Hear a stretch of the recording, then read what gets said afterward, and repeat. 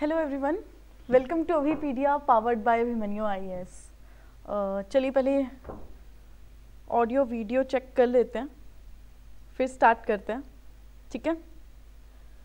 First let me check कि सब clear है बॉस, उसके बाद हम स्टार्ट करेंगे। Hello everyone, welcome. चलो बढ़िया बढ़िया, सब कैसे हो? एक चीज़ का आज first let me check everything, ठीक है, सब कुछ चेक कर लेते हैं, फिर हम स्टार्ट करते हैं।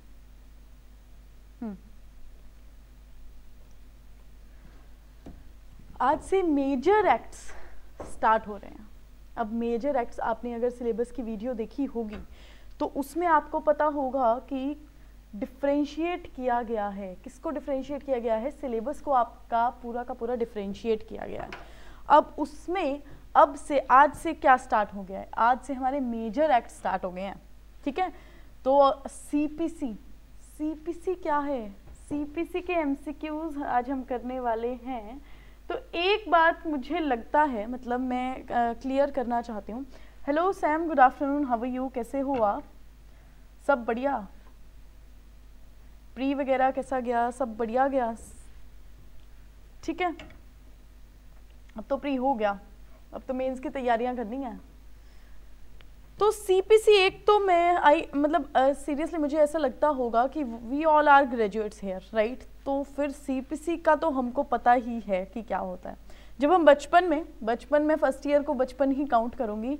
मैंने इंटीग्रेशन कोर्स किया था, 5 ईयर लॉ किया था, तो फर्स्ट ईयर तो बचपन में ही हुआ था। तो उस टाइम जब हम सीपीसी स्टार्ट करने लगे थे, फर्स्ट सेकेंड ईयर की बात है, सीपीसी स्टार्ट हो गया था।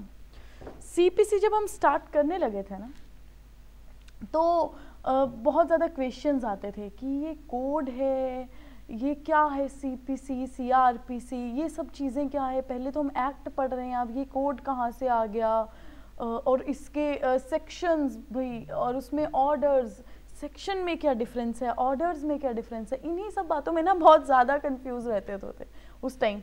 मुझे लगता है कि सबका ये रहता होगा फेस, जब सीपीसी वगैरह ये सब स्टार्ट होता होगा, सबका फेस रहता होगा कि ये सब क्या है, व्हाट इज़ दिस, मतलब इतना ज़्यादा।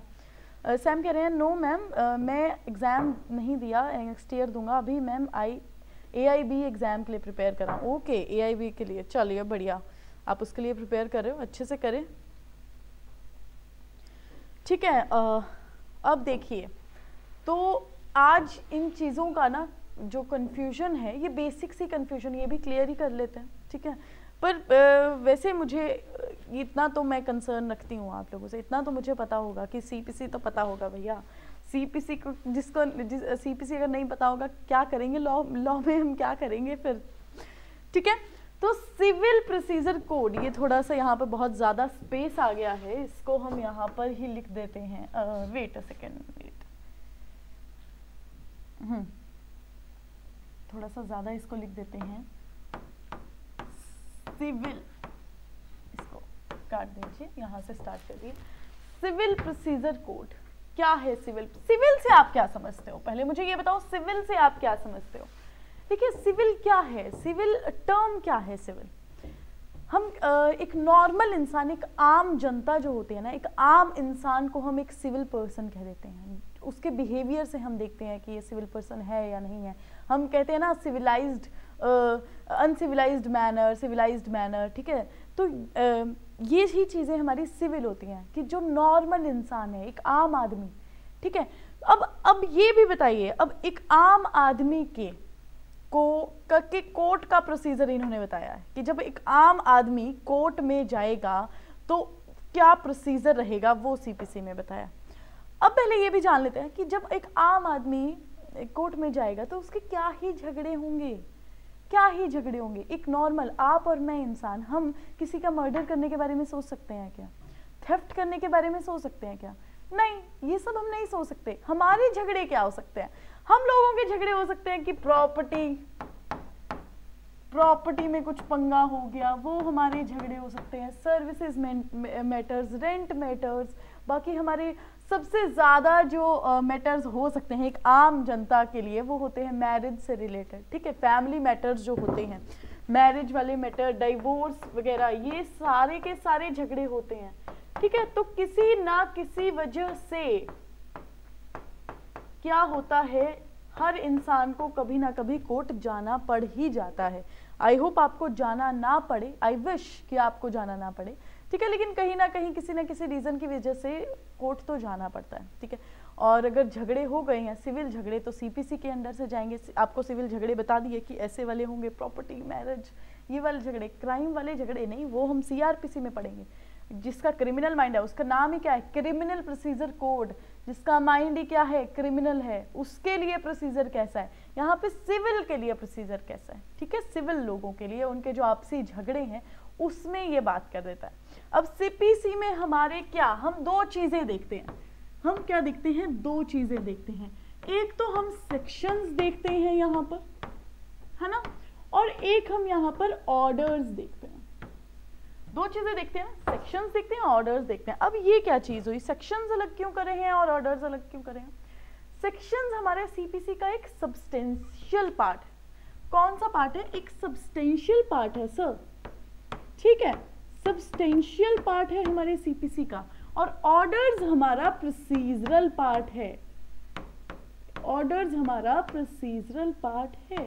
अब प्रोसीजरल पार्ट का एम क्या रहता है, प्रोसीजरल पार्ट का एम रहता है कि सब्सटेंसिव पार्ट को लोग फॉलो करें, ठीक है। प्रोसीजरल पार्ट का एम क्या रहता है, ध्यान से बातों को सुनिएगा, प्रोसीजरल पार्ट का एम क्या रहता है कि सब्सटेंसिव पार्ट को जनता क्या करे, फॉलो करे।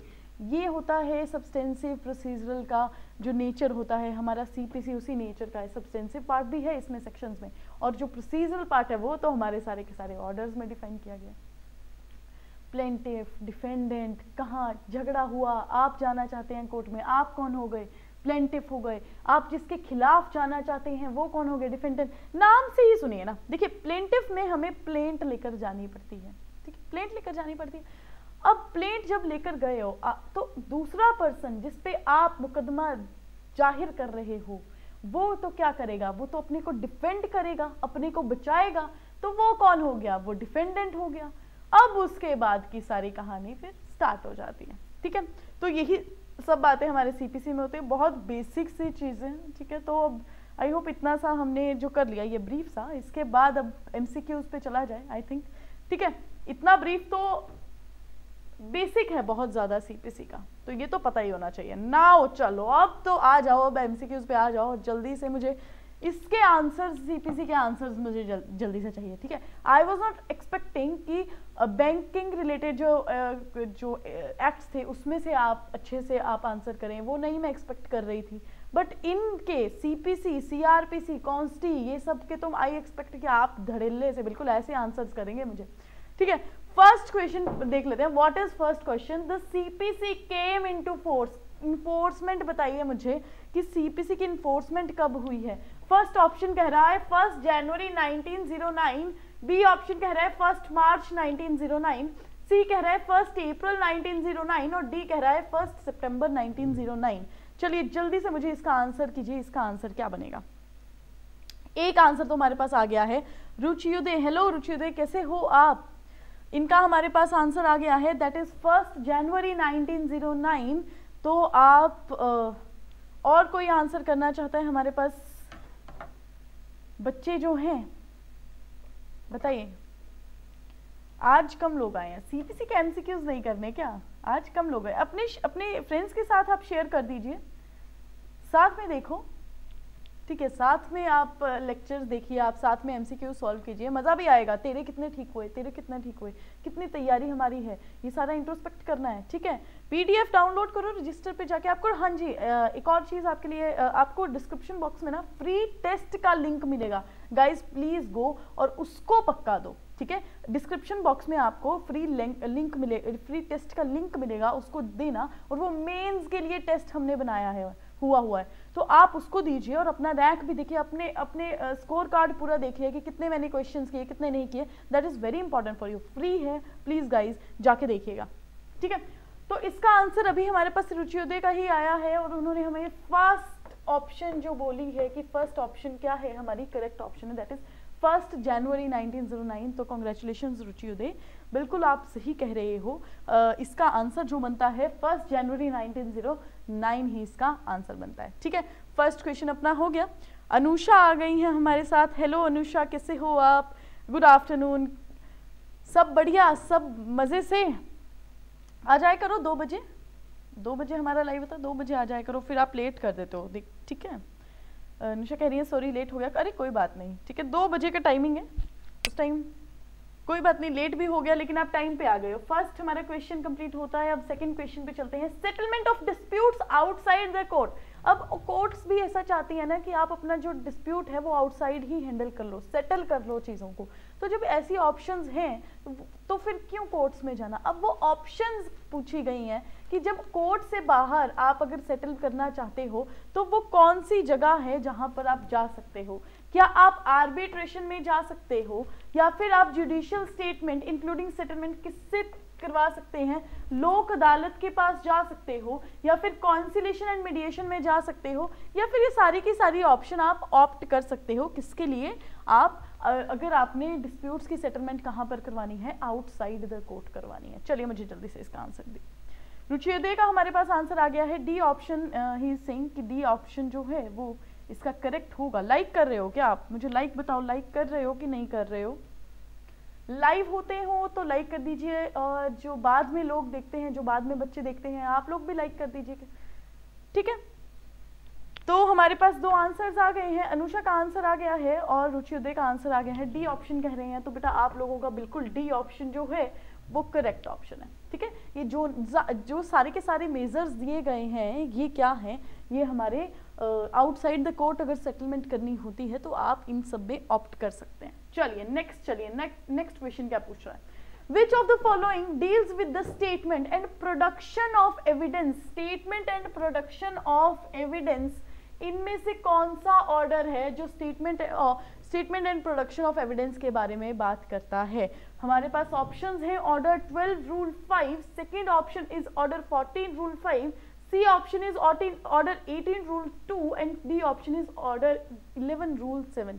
चलिए जल्दी से इसका आंसर कीजिए कि कौन से ऑर्डर और उसके किस रूल में ये बात की गई है कि भाई अब केस लेकर तो आ गए हो, अब बताओ क्या केस में है आपके स्टेटमेंट्स दो, जरा हमें एविडेंस लेकर आओ, प्रोड्यूस करो।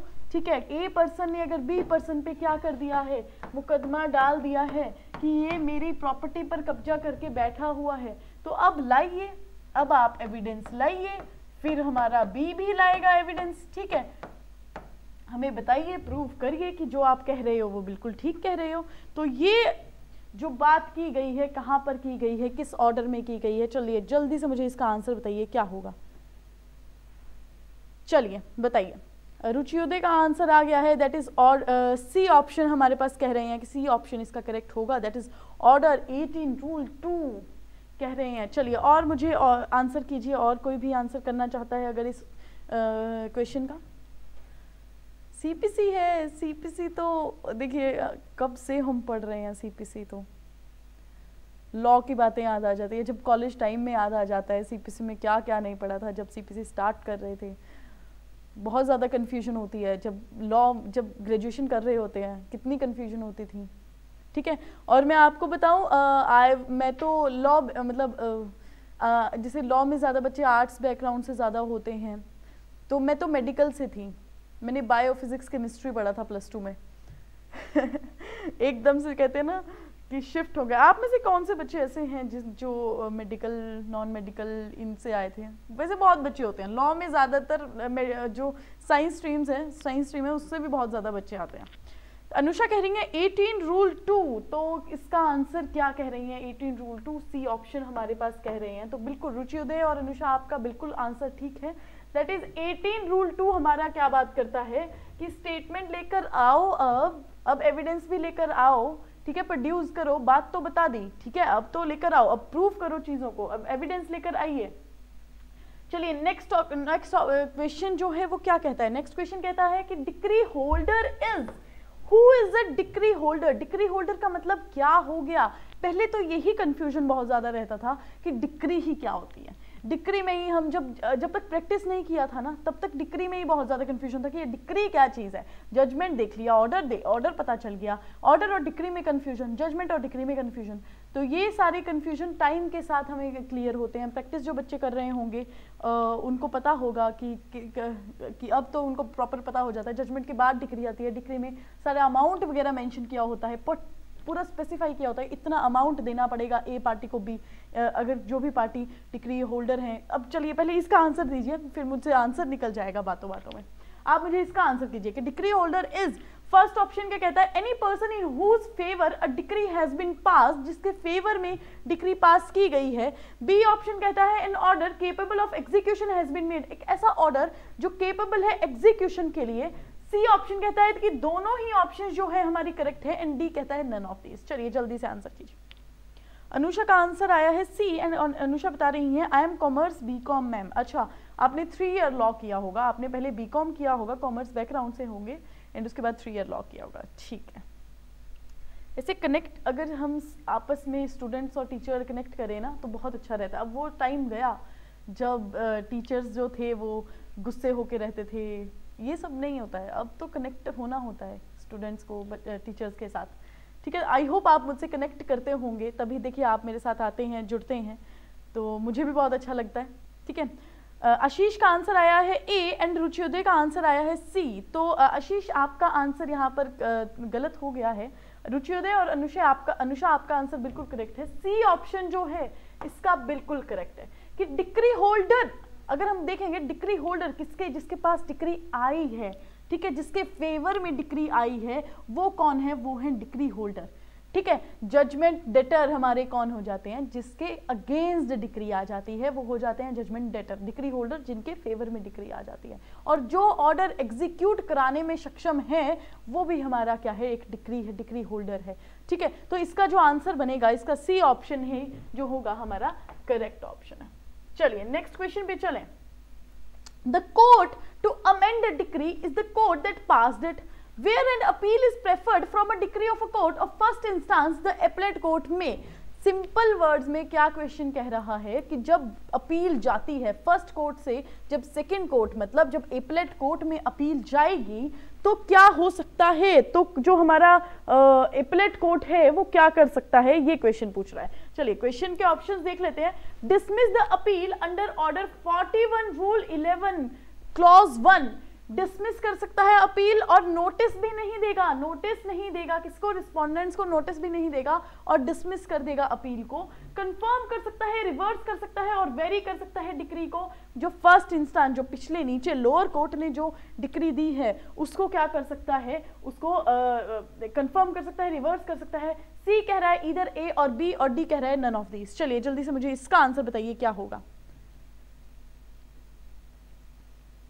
ठीक है, चलिए मुझे इसका आंसर कीजिए, इसका आंसर क्या होगा। अनुषा का आंसर आ गया है हमारे पास, सी कह रहे हैं अनुषा, हमारा जो आंसर बनता है इस क्वेश्चन का वो कह रहे हैं सी। चलिए और बाकी आंसर कीजिए, क्या होगा इसका आंसर, मुझे बताइए जल्दी से क्या होगा।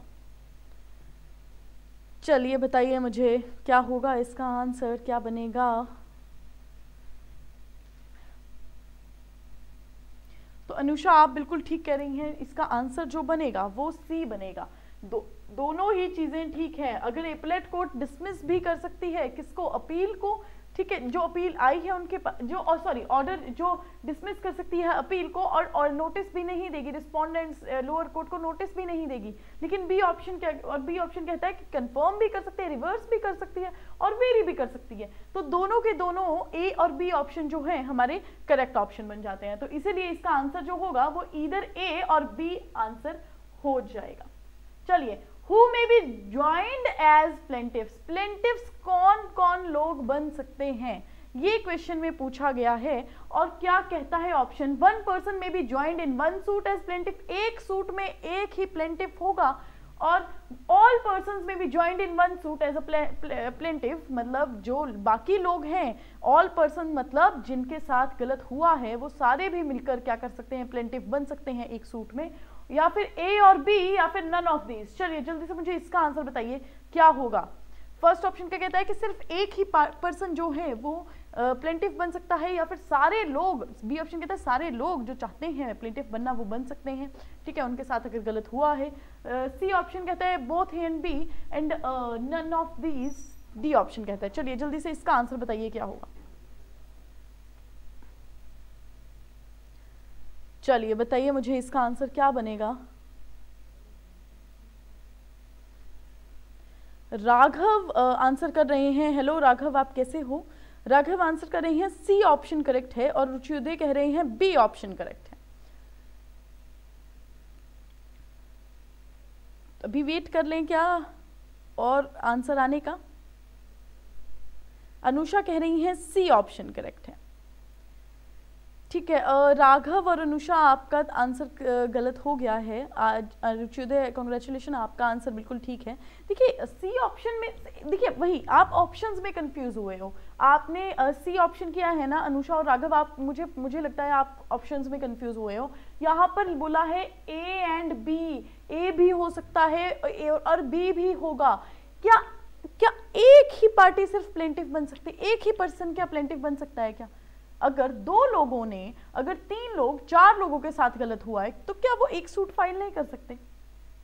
ठीक है, तो थर्ड ऑप्शन तो ए आपने बिल्कुल ठीक कहा, अब सॉरी ए आपने ठीक नहीं कहा, बी आपने बिल्कुल ठीक कहा कि ऑल पर्संस जिनके साथ अगर गलत हुआ है मुकदमे में, अगर किसी भी केस में सिनेरियो में अगर गलत हुआ है तो वो आके एक ही सूट फाइल कर दो और प्लेंटिफ बन जाओ। तो बी ऑप्शन यहाँ पर करेक्ट होगा, ए ऑप्शन यहाँ पर करेक्ट नहीं होगा। तो सी में दोनों का बोला है कि ए भी सही है और बी भी सही है, तो इसका आंसर बी बन जाएगा, सी नहीं इसका आंसर होगा। ठीक है, तो जब आंसर ये ऐसी ही कंफ्यूजन ना मेंस में हो जाएगी और थोड़े नंबर कट जाते हैं ऐसी कंफ्यूजन में, तो बस क्वेश्चन को भी अच्छे से पढ़ना है और आंसर को भी अच्छे से पढ़ना है।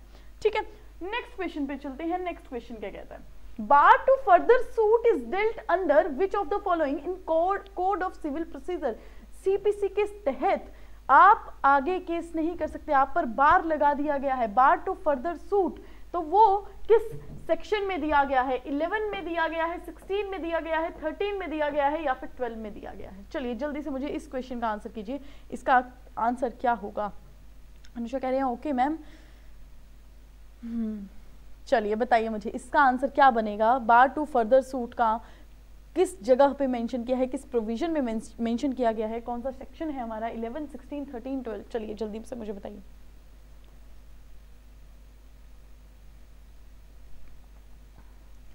रुचिउदय का आंसर आया है डी ऑप्शन,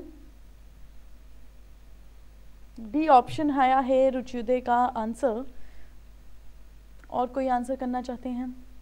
राघव कह रहे हैं I am good ma'am, how are you? थोड़ा कंफ्यूजन हो गया। हाँ जी, थोड़ा कंफ्यूजन हो गया।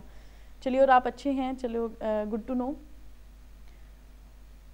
हो जाता है ऐसा, कंफ्यूजन हो जाता है, यहाँ पर हो गया कोई दिक्कत नहीं है। ठीक है, मेंस में होगा, एग्जाम में होगा तो थोड़ा सा दिक्कत आ जाएगा। ठीक है, तो यही कंफ्यूजन्स जो हैं यहाँ पर ही पूरे करके जाइए, यहाँ पर ही सारी की सारी कंफ्यूजन्स को पार कर कर जाइए और वहाँ पर बिल्कुल आंसर्स करने हैं करेक्ट। ठीक है, अनुषा का आंसर आया है section 12 and D option. Raghav भी कह रहे हैं कि डी ऑप्शन करेक्ट है। तो बिल्कुल आप सबका अभी ये वाला क्वेश्चन, बिल्कुल जो क्वेश्चन का आंसर आप बिल्कुल सही कह रहे हो। इसका जो आंसर है वो सेक्शन 12 ही है। बार टू फर्दर सूट हमारा किस सेक्शन में बात की गई है? 12। और सेक्शन अगर हम प्रॉपर देखें, बेयर एक्ट की डेफिनेशन अगर हम प्रॉपर, जो बेयर एक्ट में दिया गया है, क्या दिया गया है?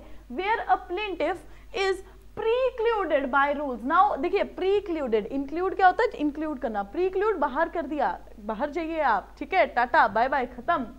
तो ये मैं बहुत बोलती हूँ, ये एक्चुअली अगर आप लोगों ने मीम देखा होगा तो उसमें आता है ये।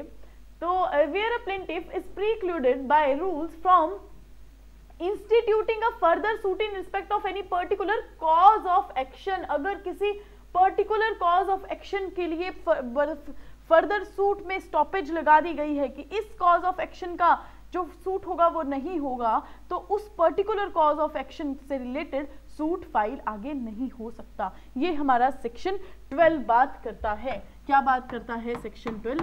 ये जो अभी हमने पढ़ा है। ठीक है, सेक्शन 12 हमारा यही बात करता है। चलिए नेक्स्ट क्वेश्चन पे चलते हैं। What is next question? अच्छा, ओहो, चलिए कोई बात नहीं, आई होप आपने नहीं देखा होगा आंसर। नेक्स्ट क्वेश्चन हमारा क्या कहता है? इफ अ राइट और liability is created by a statute which of the following situations में अराइज, अगर स्टैट्यूट कोई राइट और लाइबिलिटी क्रिएट करता है तो क्या होगा, कौन से सिचुएशंस जो है यहाँ पर अराइज हो सकती हैं, क्वेश्चन ये बात करता है। तो ऑप्शन देख लेते हैं क्या कहता है।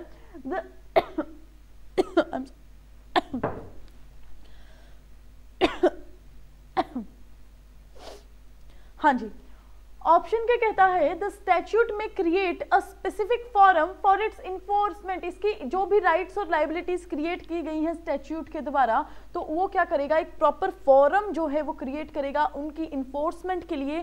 सेकेंड ऑप्शन क्या कहता है, if no machinery is provided for enforcement civil courts can entertain the suits besides the suit of which cognizance is expressly barred।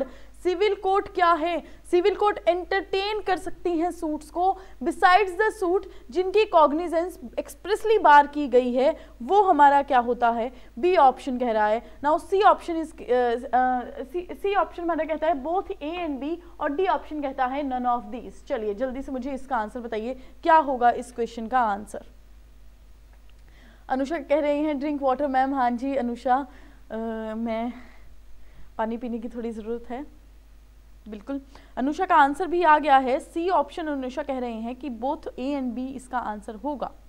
या फिर तो फॉरम बना सकते हैं प्रॉपर क्रिएट, अगर मशीनरी कोई प्रोवाइड नहीं दी गई इस इन्फोर्समेंट के लिए तो सिविल कोर्ट क्या करेंगे, एंटरटेन करेंगे suits besides the suit of which cognizance is expressly barred. चलिए मुझे जल्दी से इसका आंसर बताइए, इसका आंसर क्या होगा।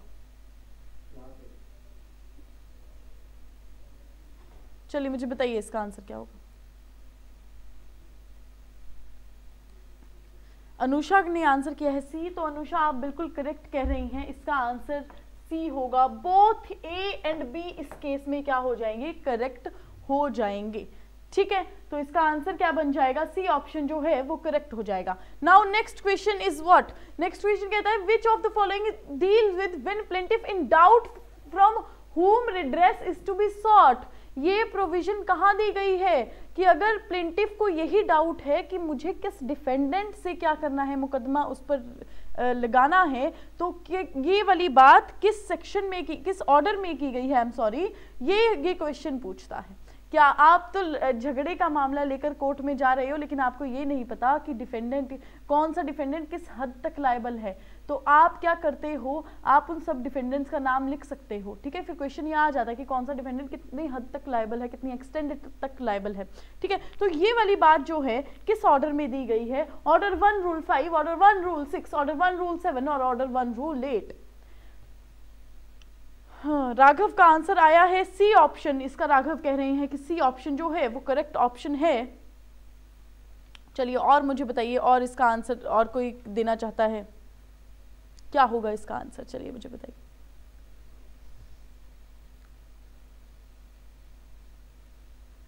ऑर्डर 1 रूल 7 जो है राघव कह रहे हैं इसका आंसर, तो बिल्कुल राघव जो सी ऑप्शन है वो बिल्कुल करेक्ट होगा, आपका आंसर बिल्कुल करेक्ट है। ऑर्डर 1 रूल 7 में ही बात की गई है कि if plaintiff is in doubt कि वो किसके अगेंस्ट सूट फाइल करे, डिफेंडेंट्स के किसके अगेंस्ट जो रिड्रेशल है वो कमिट करे, तो क्या होगा, डिफेंडेंट्स का क्या करेगी, वो नाम लिख देगी, जितना भी प्लेंटिफ को शक है कि ये भी आ सकते हैं, ये भी आ सकते हैं, वो उनको पार्टीज बना देगी। उसके बाद में ये क्वेश्चन ही आ जाता है कि कितना एक्सटेंड तक लायबल है, ए जो डिफेंडेंट है वो कितना लायबल है, बी डिफेंडेंट कितना लायबल है, वो सब चीज़ें हो जाती हैं।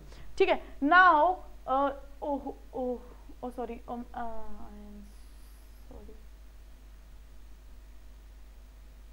ठीक है, नेक्स्ट और लास्ट क्वेश्चन हमारा क्या बात करता है, लास्ट क्वेश्चन बात करता है the defendant shall within how many days from the date of service of summons on him present a written statement of his defence. Written statement plaintiff plaint देगा, defendant written statement देगा, तो defendant को पहले ऐसे तो नहीं पता लग जाएगा ना कि उसके खिलाफ केस फाइल कर दिया गया है, उसको सम्मन्स भेजेगा कोर्ट। जब वो सम्मन्स चले जाएंगे तो कितनी दिनों का क्वेश्चन पूछा गया है कि कितने टाइम इंटरवल में रिटन स्टेटमेंट फाइल करनी पड़ेगी डिफेंडेंट को। तो ए ऑप्शन क्या कहता है कि वो टाइम पीरियड है 60 डेज, बी ऑप्शन कहता है कि वो टाइम पीरियड है 15 डेज, सी कहता है 30 डेज और डी कहता है नन ऑफ द अबव।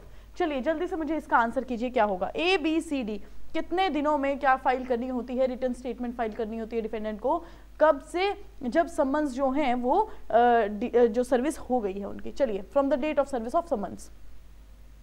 चलिए मुझे इसका आंसर बताइए क्या होगा, 60, 15, 30 और लास्ट क्वेश्चन। चलिए बताइए इसका answer, A B C D में से क्या आंसर होगा इसका, बताइए।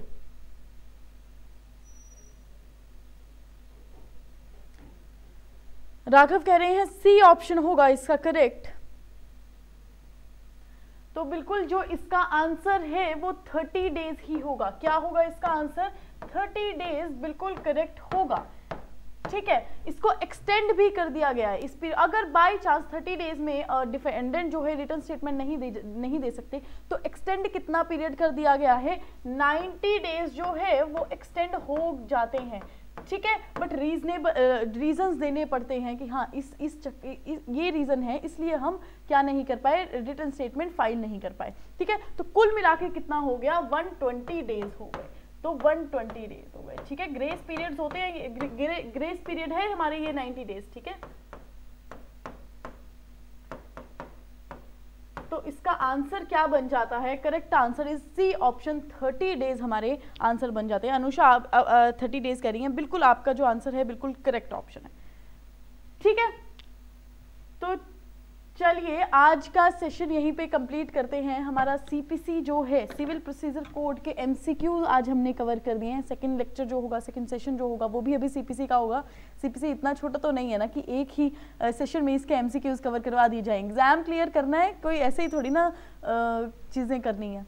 ठीक है, तो चलिए अब सेशन कंप्लीट करते हैं और नेक्स्ट सेशन में मिलते हैं। चलिए, thank you so much guys.